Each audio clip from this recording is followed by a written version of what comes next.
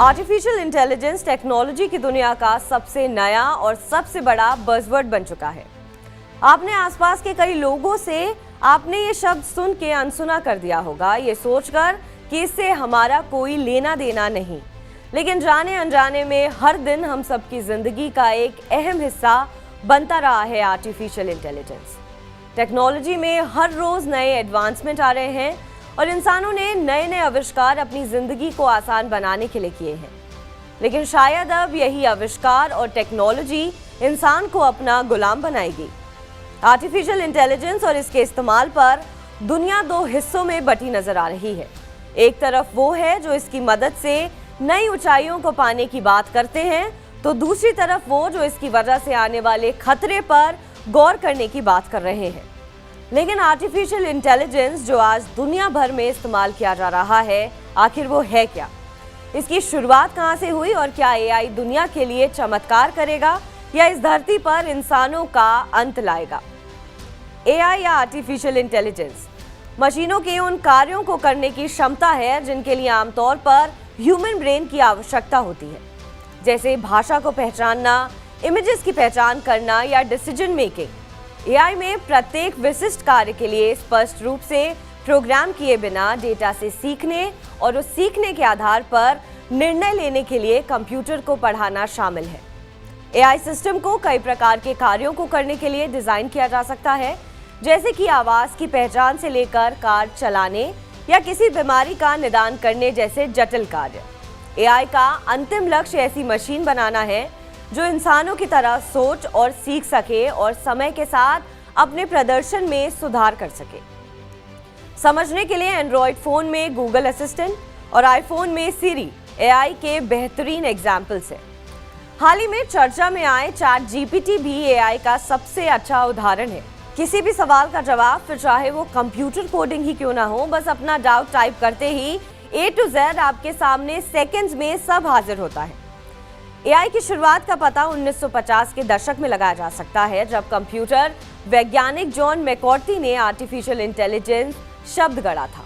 विचार ऐसी मशीन बनाने का था जो इंसानों की तरह सोच सके, तर्क कर सके और सीख सके। हालांकि एआई के शुरुआती प्रयास कंप्यूटिंग शक्ति और डेटा उपलब्धता की कमी के कारण सीमित थे।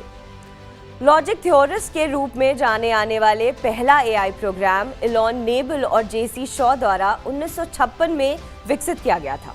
ये प्रतीकात्मक तर्क का उपयोग करके गणितीय प्रमेयों को साबित करने में सक्षम है। 1959 में आधार सैमुअल ने पहला मशीन लर्निंग प्रोग्राम विकसित किया, जो चेकर्स खेलने और खेले जाने वाले प्रत्येक गेम के साथ अपने प्रदर्शन में सुधार करने में सक्षम था।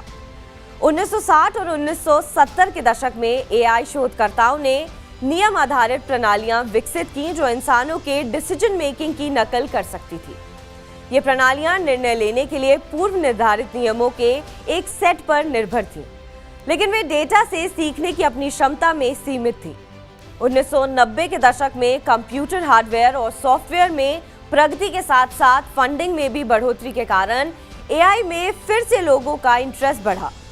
न्यूरल नेटवर्क और जेनेटिक एल्गोरिदम सहित नई एआई तकनीकों का विकास किया गया, जिससे अधिक कॉम्प्लेक्स और सोफिस्टिकेटेड एआई सिस्टम मिला। 2000 की दशक की शुरुआत में एआई का उपयोग व्यवहारिक अनुप्रयोगों में किया जाने लगा, जैसे स्पीच रिकॉग्निशन, कंप्यूटर विजन और नेचुरल लैंग्वेज प्रोसेसिंग। 2011 में आईबीएम के वॉटसन ने वास्तविक दुनिया के अनुप्रयोगों में एआई की क्षमता का प्रदर्शन करते हुए क्विज शो जेओपर्डी पर इंसानों को हराया। दुनिया भर में लोग एआई को लेकर दो हिस्सों में बटे हैं, इसमें कोई दो राय नहीं है। आर्टिफिशियल इंटेलिजेंस के अनेक फायदे हैं जो दुनिया को एक नई शक्ल दे सकता है और हमारे जीने का तरीका पूरी तरह बदल सकता है। एआई में विभिन्न उद्योगों में क्रांति लाने की क्षमता है।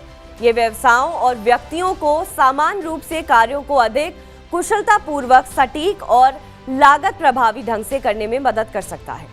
लेकिन हर छोटी से छोटी और बड़ी से बड़ी टेक्नोलॉजी के भी जितने फायदे हैं उतने ही नुकसान भी, जिसमें job loss, security, privacy risk के साथ साथ सबसे बड़ा खतरा एग्जिस्टेंशियल क्राइसिस का है।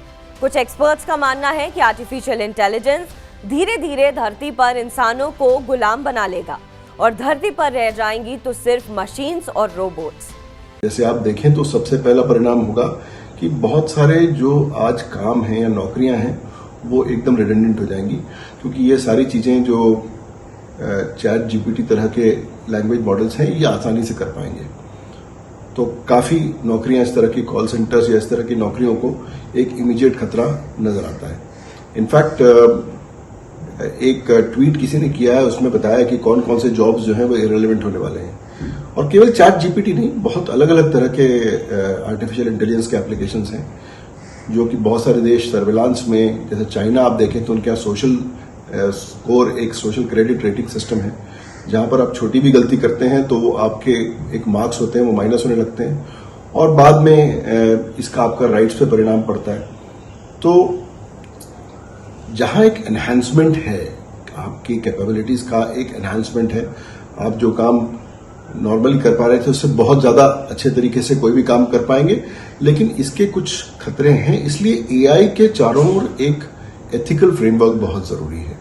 जैसे भारत ने डिजिटल पब्लिक गुड्स की बात कही, जब डिजिटाइजेशन हुआ, फाइनेंस में डिजिटाइजेशन हुआ, तो भारत ने डिजिटल पब्लिक गुड्स की बात कही। इसी तरह भारत आज भी बात कर रहा है एथिक्स की और एआई फॉर पब्लिक गुड की बात कर रहा है। अगर आप नीति आयोग के पेपर देखें तो उनकी पोजीशनिंग भी यही है कि इसका हम उपयोग करना चाहेंगे हेल्थ में, एजुकेशन में। सिक्योरिटी रिस्क को समझने के लिए आपने अक्सर ध्यान दिया होगा कि आप जिनके बारे में बात करते हैं या जो कुछ सुनते हैं या बोलते हैं, उसी से रिलेटेड एड्स आपको अपने फोन और लैपटॉप पर कुछ ही देर में नजर आने लगते हैं। हालांकि ये उन बिजनेस के लिए बेहद फायदेमंद है, लेकिन आपकी पर्सनल प्राइवेसी पर बड़ा हमला है, जिसको हम चाहें या ना चाहें, पर अब ये अनअवॉइडेबल हो गया है। आपने मार्वल की वो film Avengers age of Ultron देखी होगी, जिसमें the main villain was an AI program. कितने भी फायदों के बावजूद इस फैक्ट को इग्नोर नहीं किया जा सकता है कि एआई ह्यूमन रेस के लिए एक बड़ा खतरा है। एआई के एडवांसमेंट और लगातार बढ़ते खतरों को देखते हुए गॉडफादर ऑफ एआई कहे जाने वाले नोबेल प्राइज फॉर कंप्यूटिंग जीत चुके जॉफ्री हिंटन ने इस मामले पर जागरूकता फैलाने के लिए गूगल से रिजाइन कर दिया। न्यूयॉर्क टाइम्स को दिए हुए इंटरव्यू में हिंटन ने एआई के डेवलपमेंट पर दुख भी जताया और कहा कि I console myself with the normal excuse, if I hadn't done it somebody else would have. Hinton ने एआई के बारे में बात करते हुए कहा कि टेक्नोलॉजी कभी भी एलियन लगती है, पर लोगों को इस बात का एहसास नहीं है क्योंकि ये भी अंग्रेजी में बात करते हैं। हिंटन कहते हैं कि हमारे दिमाग में 100 ट्रिलियन कनेक्शन है, बड़े भाषा मॉडल में आधा ट्रिलियन 1 ट्रिलियन तक होता है, फिर भी GPT-4 किसी एक व्यक्ति की तुलना में सैकड़ों गुना अधिक जानता है। तो शायद ये वास्तव में हमसे बेहतर सीखने वाला एल्गोरिदम है। हिंटन का मानना है कि दुनिया में 2 तरह की इंटेलिजेंस है, एनिमल ब्रेन्स, न्यूट्रल नेटवर्क। मैंने अचानक अपने विचारों को बदल दिया है कि क्या ये चीजें हमसे ज्यादा बुद्धिमान होने लगी हैं। मुझे लगता है कि वे अभी इसके बहुत करीब हैं और भविष्य में हमसे कहीं अधिक बुद्धिमान होंगे। बहरहाल आपको हमारी खबर कैसी लगी कमेंट सेक्शन पर जरूर बताएं। देश और विदेश की तमाम बड़ी खबरों के लिए आप देखते रहिए TV9 भारतवर्ष। जॉर्ज हिंटन साहब तो देखिए पितामह हैं एआई के, और ज्यादातर जो डेवलपमेंट्स आप देख रहे हैं ये मुझे लगता है कि उन्हीं के रिसर्च और उन्हीं के स्टूडेंट्स द्वारा की गई हैं। उन्होंने जो गूगल से रिजाइन किया, उनके कंसर्न्स वैलिड हैं। उनका कहना है कि वो बाहर आकर इसके बारे में बात करना चाहते हैं, वो उनका पर्सनल डिसीजन है। लेकिन वो जो कंसर्न्स रेज कर रहे हैं ये सारी विश्व ने इस पर ध्यान देना चाहिए, क्योंकि एआई देखिए एक सुपर ऑप्टिमाइजिंग मॉडल है, तो आप उसको जो भी देंगे उसको वो 1000 गुना ज्यादा अच्छे से करेगा। लेकिन अगर हमारे ओरिजिनल मॉडल्स में बायस है, एक बड़ी अच्छी डॉक्यूमेंट्री है नेटफ्लिक्स पे जिसका नाम है कोडेड बायस, जिसमें कहा गया है कि पीपल ऑफ कलर और जो माइनॉरिटीज हैं इनको लेकर फेशियल रिकॉग्निशन सिस्टम्स का रिएक्शन बड़ा डिफरेंट होता है। सो अगर हम इन सिस्टम्स को बना रहे हैं तो हम ये देखना चाहेंगे कि इस सिस्टम्स में जो मॉडल जा रहा है, जो डेटा जा रहा है, जो इसके एल्गोरिदम्स हों वो ट्रांसपेरेंट हों, वो अकाउंटेबल हों, वो एक्सप्लेनेबल हों, और कोई भी जो महत्वपूर्ण निर्णय हो रहा हो उसमें ह्यूमन इन द लूप हो, कि एक ह्यूमन उस चीज को रिव्यू करे। ऑटोमेटिकली आप एआई को सब कुछ करने के लिए नहीं कह सकते। आज देखें जॉब एप्लीकेशंस जो हैं वो हजारों की तादाद में केवल एआई देख के रिजेक्ट कर देता है, लेकिन अगर इसमें कोई बायस हो तो उस बायस का परिणाम बड़ा दूरगामी होगा।